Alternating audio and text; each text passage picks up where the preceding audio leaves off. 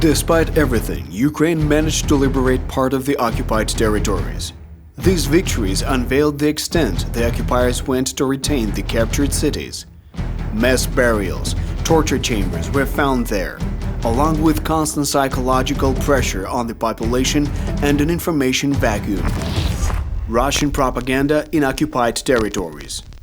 Russians always start by violently dispersing protests, then try to manipulate information to gain at least some loyalty from the local population.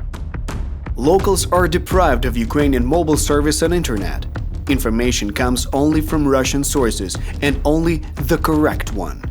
Testimonies from residents of occupied cities who managed to leave for Ukraine say that they did not even know about the destruction of Mariupol or the massacre in Bucha. And if some word about it was out, then Russia simply denies its role in it. Russians have three main ways of working with information. This is fake news. Propagandists simply deny the existence of facts, claiming it was staged.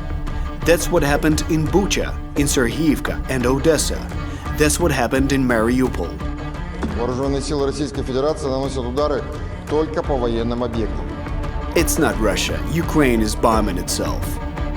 Russia tries to use its most horrible crimes to create an image in the world of bloodthirsty Ukraine. Russia does not consider it necessary to provide any evidence. Если я что-то утверждаю, я не обязан представлять доказательства. It was Russia, but Nazis and Western weapons got destroyed there. Russia continues to claim that it does not shell civil infrastructure. But if their rocket does hit something civil, then it was planned and Nazis were killed there. Sometimes it's not necessary to stick to one version, which was the case with Mariupol. It's important to give as many versions as possible so that everything becomes not so cut and dry. Another trick of the Russians is to disguise their sources as local ones. Some Telegram channels are taken over or created with the names of the cities like Typichny Kherson or Typical Kherson. There, the necessary narratives are broadcast supposedly on behalf of the local channels. But what exactly are they broadcasting?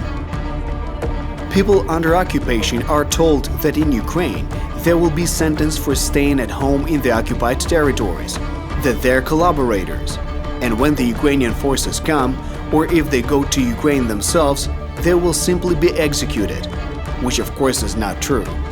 Ukrainian official sources to the contrary call on all Ukrainians to leave the occupied territories to facilitate their liberation from the occupiers. They scare Ukrainians with Europe as well. Propaganda is trying to denigrate the aid given to migrants in Europe.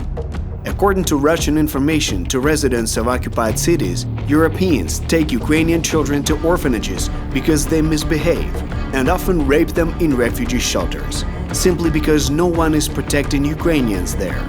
That's why it is dangerous to leave the occupied territories for Europe.